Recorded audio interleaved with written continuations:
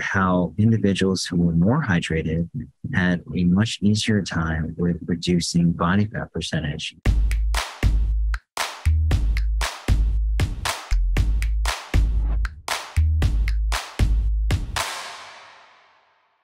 For today's topic, for today's live stream, is going to be on something that seems pretty basic, but for a lot of people, it's still a difficult thing to accomplish. And my purpose today is maybe to give some information as to why hydration and drinking water is so important. We all know, or we've all been told, that drinking a gallon of water daily is really key. Why exactly is it so important to drink water? And this is a really key component of the Meaningful Life program, drinking at least a gallon of water. But why is it so important? And the key thing is that a huge proportion of our body consists of water. 60% of your body is just purely water, right? And it has multiple functions throughout the body that are very, very important for optimal health. It carries nutrients, oxygens, waste from your cells and organs. It's really important in cooling. It's really important as a cushion for your joints, protects your tissues and organs from shock and damage. And it's a really key indicator as a lubricant. What a lot of people don't recognize, and they will sometimes jump to like peptides or collagen, but just dehydration really can affect joint pain.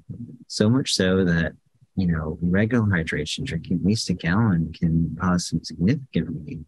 It's like low back pain, shoulder pain, or knee pain. So that's the first thing you always want to do. The other thing that is really key to remember is that in terms of your metabolism, it's very important to maintaining a healthy weight. Why is that important? Well, there's been a lot of research as to why hydration can be associated with weight loss. And there's a good article here that kind of talks about that.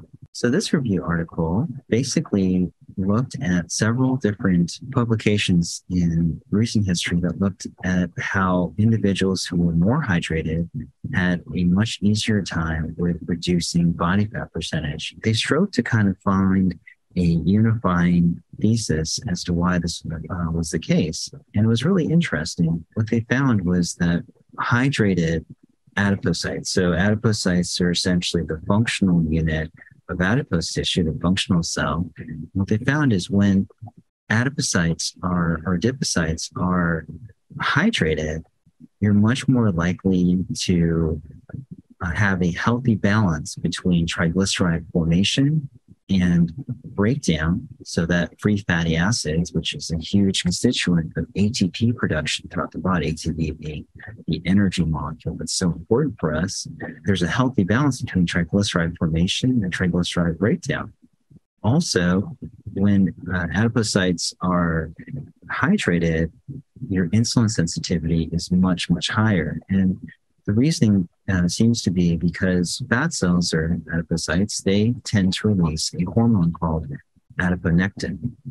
And adiponectin we're finding it to be very, very important in improving insulin sensitivity. And then you guys might be wondering, well, why does that matter? When you have better insulin levels, when your insulin levels are more sensitive, you're much less likely to have glucose outside the cell rather than glucose into the cell, right? And so when glucose is able to transfer into the cell, it can be used to produce ATP, can be used for glycogen storage, versus staying outside the cell, where it can cause all sorts of issues, primarily leading to free radical production, inflammation, glycolysis of proteins, and atherosclerosis. So that's very, very important.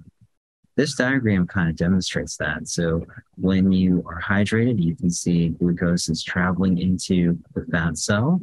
It is producing triglycerides. There's a healthy balance between triglyceride formation and triglyceride breakdown. So you get the fatty acids that come out, and you get adiponectin release. And as you start to get more dehydrated, the balance seems to break down. So you tend to get much more triglyceride formation in your fat cell. And the problem with higher triglycerides in your fat cells is, well, they get bigger, right? Larger fat cells are not a good thing. And what this diagram doesn't demonstrate is there are certain proteins and chemokines that are released that actually increase the amount of fat cells in here. So not only do you get larger fat cells, you get a larger amount of fat cells within the adipose tissue. And when you're chronically dehydrated, this whole process becomes much, much more pronounced, right? So instead of there being a healthy balance with triglyceride formation and breakdown, it's primarily triglyceride formation. Your adiponectin levels drop and you develop insulin resistance. So on the cellular level, from a fat cell perspective, it's really bad to stay chronically dehydrated. What happens to the cells in the periphery? Well, in terms of the cells in the periphery, another issue that's kind of similar happens as well. So in a normally hydrated cell, you'll be able to have plenty of ATP production. Remember, ATP, again, is the adenosine triphosphate, it's the energy molecule within the cell. It's very important for your cell to function appropriately. And it also is an indicator of good mitochondrial function, right? A good mitochondria means good ATP function. When you're normally hydrated, a large amount of free fatty acids, amino acids, and glucose is able to get into the cell because your insulin levels are appropriate. And rather, insulin, these cells are sensitive to insulin. They're able to allow uptake, right? One thing to note, and this might be, I don't want to get too much into the biochemistry, but when you think about metabolic pathways, that is pathways that produce energy, fatty acids produce way more ATP than glucose. Glucose typically produce about 30 or so ATP molecules.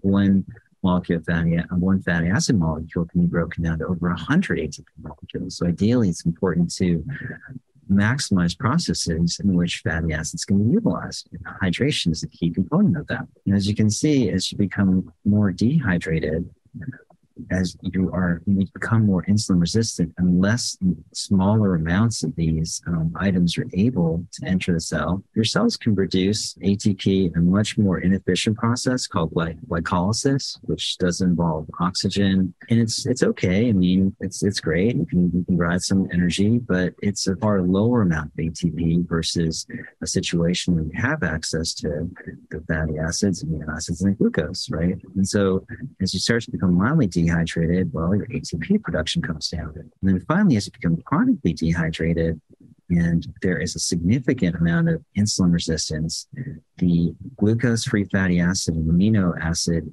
introduction to the cell is significantly reduced. So as you can imagine, cellular function decreases significantly. This is a really key issue, particularly in the brain, right? Because the brain, unlike the rest of the body, in which they can use fatty acids very readily, particularly the heart, for example, thrives on fatty acids as a source of energy and ATP production. The brain, neurons in particular, tend to use glucose. If you have insulin resistance, you're not going to be able to push those glucose molecules into your neurons and other associated cells like the microglia and all the dendrocytes within your brain. And therefore, you're not going to function as well. And that actually can lead to the next topic where cognition can be affected. It stands to reason that it's really, really important to stay hydrated, to drink water, because on a cellular basis, it makes a big, big difference. Another thing to note is there have been several studies that have looked at cognition. And here's a study that actually looked at a minor degree of hypohydration and how it affected cognition. It looked at a group of 101 individuals in which they were placed in a state of mild dehydration. And what they found was that when there was a loss less than 1% of their body mass, it significantly affected their cognitive functioning. I recognize a lot of my patients staying focused and clear and being able to concentrate fully is a very, very important part of their job and their activities of daily life. So staying hydrated should also be a very, very important component of life as well. So the reality is, making this a priority, getting your water in is really, really key.